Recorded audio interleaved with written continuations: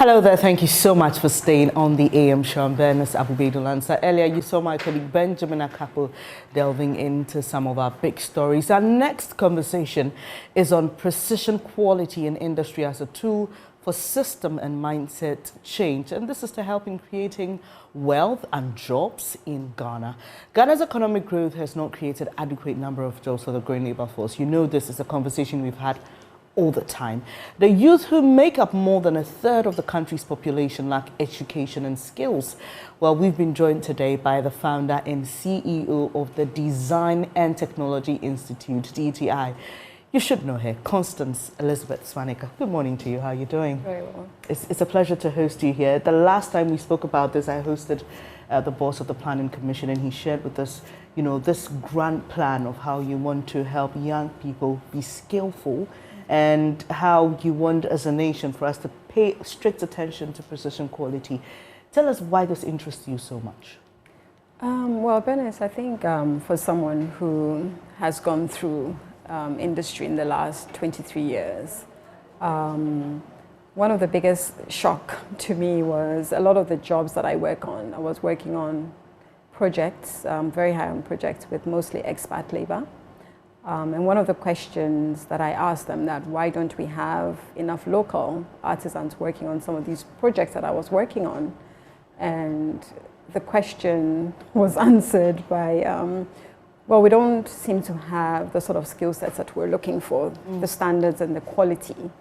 And I think this is something that really struck me, because I was working on projects and there'll be tilers from Italy or Spain, or, you know, you would have interior architects from Zimbabwe, and even if you look just next door, Togo, you know, a lot of the POP work and tiling work is all done by Togolese, and, you know, our tailors would come from Ivory Coast and Nigeria. And yet we have, you know, a crisis. Our young people are looking for jobs. And this went really back to the way I was trained in university, having done a skill-based course. But it was just, you know, paper or book skills. And I was working in industry that demanded that I had competencies. I could demonstrate what I was capable of. And so this really led to me really pondering what had happened to our education. And so this really stirred my passion to really, you know, try to understand the root cause of why our young people are not finding jobs, because there's a skills mismatch. And industry, you know, are crying out that the sort of skills that our young people should have is what is missing. So I'm sure this is what led to the creation of the DTI, right? Absolutely, yes. And so tell us what you do at DTI and how you are bridging the gap that you realized. So, well, DTI was established to bridge the gap between academia and industry. 25 years ago, I had to learn everything that I learned in industry, working on the factory floor. And I was in a university that didn't really have internships or apprenticeship, if I may call it, as part of the curriculum. And so 99% of my classmates all ended up in the banking sector. And only a few of us worked in industry. And that hasn't really changed much. In fact, I was talking to the Vice Chancellor of KNUST, my alma mater, which is the premier science and technology university, and only 3% of a student population of 85,000 do internships. And so it's not mandatory? It's only recently that they realized that it has to be mandatory, because you have all these graduates that are, you know, are coming out year after year, and industry really cannot hire them because they simply do not have the skill set that industry is looking for.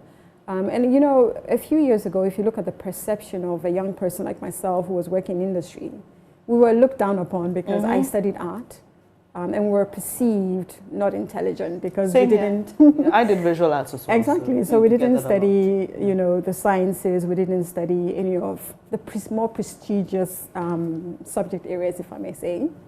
And so this is what happened. But I went on to establish a metal fabrication company, Accent and Art, and we grew to become one of the market leaders in the industry. And that's when I realized that, you know, we really need to look at the perception around working with your hands. You know, most of the time I actually do work with engineers, and I do work with architects, and I do work with people who are looking at us building things. And so most of the time you're reading blueprints and you're translating what these engineers have drawn. And half the time I tell them that, well, what you've drawn on paper doesn't make sense. Because a lot of the times when you start constructing and putting things together, that's when you really get a feel that, you know, are the proportions correct? Or, you know, did you even consider the weight of what you want us to produce? But we were never, you know, at the table right at the designing stage because we simply couldn't sit with engineers, you know? And that's when I realized that there's something fundamentally wrong. And so setting up DTI really is to bridge this gap because industry simply wasn't speaking to academia, and academia simply wasn't speaking to industry. And so that's what we do. So this reminds me of what the education minister said during the New Year school about how students who are graduating from the university soon have employable skills. But Exactly. I'm just curious, did you always have this idea of precision quality, or you had to, you know, on your own try to get it? Because like you've admitted, it's not something that we really teach in our schools. So for you, was it innate? Did it come to you naturally? Because as an artist, and I had colleagues who were naturally attentive to precision, I mean, just by nature, and there were those who had to be taught over time. So how did it come to you? Well, I have a little bit of OCD. Okay. You know, and then being a creative, you know, you want everything to be really precise. And I mean, when you're working with proportions, you can't distort proportions. Right. You know, symmetry is symmetry, as simple as that. You know, even though people think that, oh, you're creative, you can't simply be that analytically and science-oriented. But that's the thing about creativity. If you're building a chair, you must have 4 equal legs. It's just precision. Right. You know, but having worked in industry and, you know, hearing the complaints that, oh, we didn't have the standards, we didn't have what industry was looking for, I realized that the artisans that I was working with were also the big problem because they produce things and 3 legs would be fine while 1 will wobble and, oh, but madam, it's okay, we can take it like that. You know, so I realized that, my goodness, it's a mindset. Everybody seems to think that if something is off by a centimeter, oh, but it's okay. We can just put a piece of paper there and it'll balance and it's fine.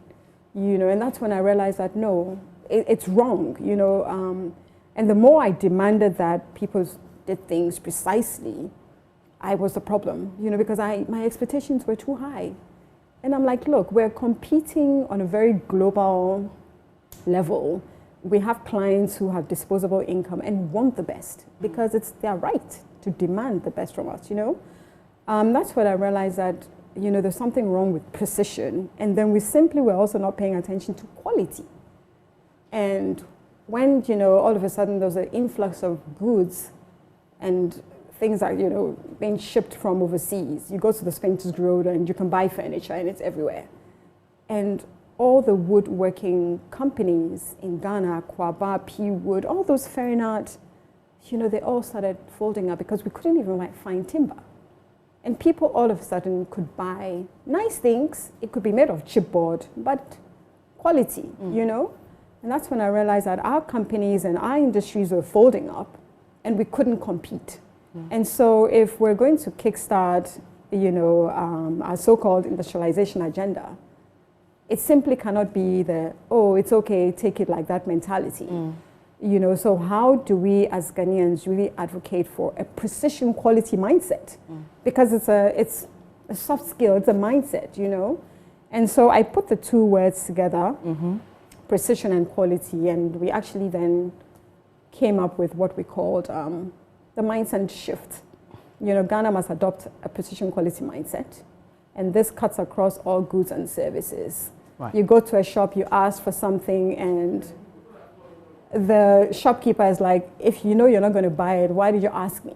I'm happy I you would brought walk that out up. and I'm happy you brought that up because I was gonna find out from you how we extend the principle into the services industry, because for manufacturing, for creatives, we get the concept. But when it comes to rendering or offering services, then it becomes a challenge. People don't really understand what do you mean by quality service. Exactly. I entered a shop once in Kumasi, and the woman said, she really knew what I wanted, but she said, Madam, untimi nka wachuma next shop. Exactly. Yeah, and so how do we translate? How does a person who is sitting at the front desk of an office, for example, or how is that person who is directing traffic for a company, or helping people pack? How do they translate that idea of precision quality into service? So that's the thing. What people don't realize are consumers have rights. And so if there's 10 of you selling on the street, just for that alone, I'll go to the next shop. But if you're aware that if you give me quality service, just being aware and deliberately aware, and that's when I realized that, well, there has to be a lot of advocacy. That this Christmas, I was reading a few articles on social media, and we had a lot of tourists, but almost everybody seemed to complain about service. So if you have tourists even coming to a country, that's the first thing they're looking for. If I'm going to be paying top dollar, to go to a good, fine restaurant, I do expect that the same service that I'll find in Europe. And that's why I would visit your country. So how do we then really advocate for a need that it just, let's just look at things differently. Let's be deliberate, let's be intentional about these two words. And I feel that it really would unlock the potential of thousands of jobs in this country. So the good thing is that this is not just sitting in your head. You'd created DTI, and then you've gone a step further to help us in creating a policy that will help in guiding the implementation of this principle that you talk about. But how were you able to achieve that within a short time, considering where we are? Our country, things can sit on tables for a very, very long time. That's actually a very good question. Everything is about time. And, well, we've gotten to the point where there's a crisis. Young people simply are not finding enough jobs. And if you look at the current situation, that if we were producing more, this imbalance of trade that we have. And so I guess it was just a matter of time. 3 years ago, we partnered with the MasterCard Foundation to really look at the potential of unlocking jobs in the country. And so in partnership with DTI, we approached the NDPC. I had actually never heard of them, but through the work, we realized that, well, they're in terms of policy formulation. So we actually just walked in there and we said, well, we want to create a policy around precision quality, because we feel that this must be made into a law. Yeah. Ambitious, right? But I think that sometimes, being a citizen means that how do we practice citizenship instead of just waiting? And especially those of us in the private sector who always just seem to be sitting on the fence. Right. Consensus building and building a country means that you should be able to cross sides with the public sector. And they are the ones who actually make things happen. And so for me, that was such a big learning that you can't come together to co-create. And they had been looking for us, and we had been looking for them. And around the time, the Ghana Standards Board as well was also working on the policy standards bill, the Ghana Standards Bill. And so just everything just happened to work very well, that there were all these forces connecting. Yeah. Now, so this is us as a people trying to industrialize, trying to take this nation to the point where we could be, really self-sustaining, and even for ourselves, produce what is worth what people give us. So if I pay a tailor, for example, I should expect that when I take a dress off a shelf in a mall in Europe, the precision is the same. It's interesting, isn't it, that a dress that is not made to fit will actually fit you better than a dress that is made to fit. It's interesting. But there's a portion of the policy that's focused on ensuring that MSMEs produce consistent standards. Okay, so with the Ghana Standards Authority, for example, they try to introduce this system of weight cost. So if I bought a ball of kenkey from Bukom in Osu, it should be according to weight and not someone determining per the size of their hands how much I deserve for 1 CD or 2 CD kenkey. So we've already identified that this is the gap. But how soon should we be fixing this problem for you? And in relation to how quick we've been able to formulate the policy, and I'm talking about the real work, which is implementation. So, you know, in the last 3 years, we've actually been working with the informal sector, which is, you know, the sector that I actually work in. And I kept telling people that you think that they don't understand because you assume they're in the informal sector. But have you bothered bringing this to their level? You know, and so in the last couple of months, and actually in the last 3 years, we have been working through the trade associations. We work in the markets, we work with master craftsmen, we work everywhere, bringing the concept of precision quality to their level. And it's very visual, demonstration, you know, through drama and local videos and playing the funny things that they do, and they think it's okay to them. And then they'll tell you, no, but it's not okay, you know, and most of the time it's just using simple tools. Did you use a level to just, you know, ensure that everything, you know, on the table would stand straight? Did you use a T-square? Did you know, just little things that when you then tell them that you have the, you know, opportunity to earn ×3 if you do things properly, then it begins to make sense to them, you know, because you show them outcomes, you know. Right. So working closely with them on a, you know, in a TOT approach, training their leaders to in turn then train the artisans that they work with. We've created a movement that is spreading. And so they'll tell you that, you know what, we do understand precision quality because, you know, we work with the Greater Accra Market Association and the Queen Mother there. She tells you that, listen, now we have supermarkets popping up all over. And so if I don't improve the way I do things, we will go out of business. So now, you know, looking at how you package things properly, we're shipping yam all over the world, which means that if it means that I've scrubbed it properly, I've packaged it, I've weighed it, I've labeled it nicely, I don't have to be sitting under the sun and, you know, at the end of the day, my food will go rotten and I have to throw it away. You know, so all this translates into, you know, economy. And then it's just they understanding what the implications of doing things properly means. Yeah. I know there are people watching us who are getting interested as the conversation goes along, and they're wondering, I want this, I want to be part of this. How do they access you, or how do they join the movement, as you put it?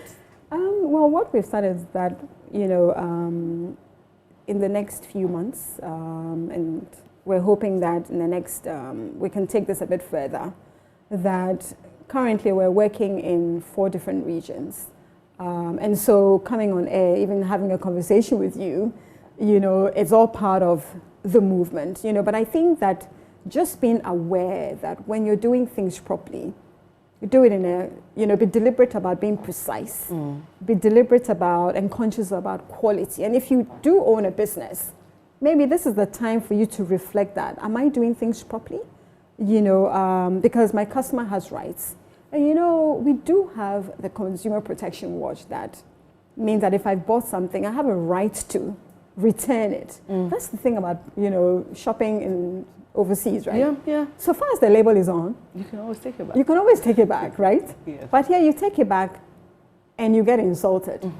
And so if maybe we have 1 or 2 people suing and you know that it's my money and I demand it, then I think probably people then be more aware of people's rights.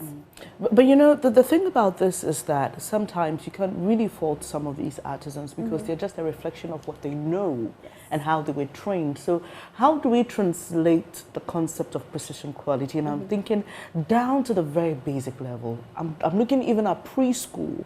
How do we do that so that even if, and I'm saying this cautiously, even if this generation has gone beyond help, we know that there's a generation that's coming that will change the story. Actually, what you're saying is very true. So when you look at the Japanese society, they have a concept called Kaizen. It starts at age 3. You know, so how do we then ensure that, you know, the next generation understands that, you know, or how do we inculcate, you know, generation that you wake up, make your bed, put your shoes where it's supposed to, you know, you go to school. In Japan, as early as 3, they're sweeping their classroom, they're doing things themselves. So you notice that the Asians are very, very disciplined. So, you know, having a Kaizen mindset is actually a very disciplined mindset. You know, the same as precision quality. So our African version of having a Kaizen mindset of just being conscious and being deliberate. But definitely, we would really want this to be taught in schools, should be taught in preschools, should be taught everywhere. So by the time you have a generation of young people coming up, they do understand the concept of precision quality. But we're hoping that it could be a top-up approach or a bottom-up approach, but definitely there's a need to begin to have conversations around precision quality. And hopefully for those of you who will want to take this a notch higher, you think that you want some help. I know, for example, that this policy is being communicated and translated to some of our technical schools across the country. So, and the other thing too is, when you spoke about arts and how the perception and how people look down on people who do not offer courses in the hard sciences. It's also about how there's a drive now to let people train in proper skill, programs and all that. So if somebody is watching us and, for example, they want to be like you, a creative, what would your advice be in terms of the kind of education they should look forward to or look out for? I think one thing, and I will say that, we need to really push for technical skills. I come from that sector and I know the benefit of having valuable skills. But when you look back to our colonial history, we were trained to be civil servants. So we've inherited a colonial educational past that really didn't encourage building, because they were really not interested in helping us develop. And so that's why I'm very excited that the Ministry of Education is really driving for TVET. But then the onus is on parents to really not understand that, listen, if I have a young person at home and I desperately want him to go to university and he doesn't really want to, and he wants to opt for technical education, that is what industry is actually looking for. So if you want to work in the mining sector, the oil and gas sector, most young people actually are entrepreneurs now because just not enough jobs. How do we begin to have the conversations around skills, competencies, not the degree, the paper that at the end of the day really, won't end you with the job that industry really is looking for. So. Right. So another thing you've been doing is to organize conferences, bring stakeholders together to have conversations. I know there was one at the Labadi Beach, was Yes. it? What was the outcome of that conference and how does it really link to the idea of trying to fit industry to the skill sets of young people? I must say we've started a conversation that everybody's talking, everybody understands that there was a problem, but nobody actually had brought all the players into one room to begin to have conversations. And so we work with industry. We're working with Ministry of Employment and Labor Relations, Ghana Standards Board, NDPC, industry, academia, the informal sector. And so when we have these conferences and we really engage, we always leave these conferences with the next steps. So the first time we met, everybody agreed that, oh yeah, there's a problem, so what do we do? Then the informal sector said, well, we want training because we need to understand what industry is saying. And so that led to the beginning of the training, and then it led to the policy formulation. Now we've started working on what we call the labor market information systems, where we're looking at what should really inform a labor market. So we're doing all these really exciting things that, and that's the thing about women, right? Talk less, do more. We actually do. Yeah. Not in a bad way, but just the fact that we've started something that we're really passionate about. And I think this is what really drives us, that we can actually see outcomes. And so I look back to the next couple of years where every shop would have a PQ logo, because you know that once you have that, almost like TripAdvisor. Yeah. If I want to go somewhere and, I just check the ratings of whoever is selling or offering a service, I know that I definitely will have precision quality behind it. And I like the idea of the TripAdvisor thing, because it just hit me that for the past few years, Ghana has been marketed really well to persons in the diaspora, and people are coming here, lots of them coming in their numbers, because we've promoted Ghana as the destination if you wanted to come back to your roots. So how do you see us tying this into that whole agenda even of people coming back home and exploring Ghana as well? Exactly, so that the next time we have them coming this December, we won't have people complaining about service and quality, because they do know that if I go into that and I see your ratings, then that means that that's more business for me. You know, so I would hope that people do really understand that it really translates into outcomes once you begin to understand that people really will pay, and pay anything for good quality service and goods. Right, so I mean, your final words. Obviously, when you're hoping to change mindsets, you wouldn't expect it to happen with the snap of a finger.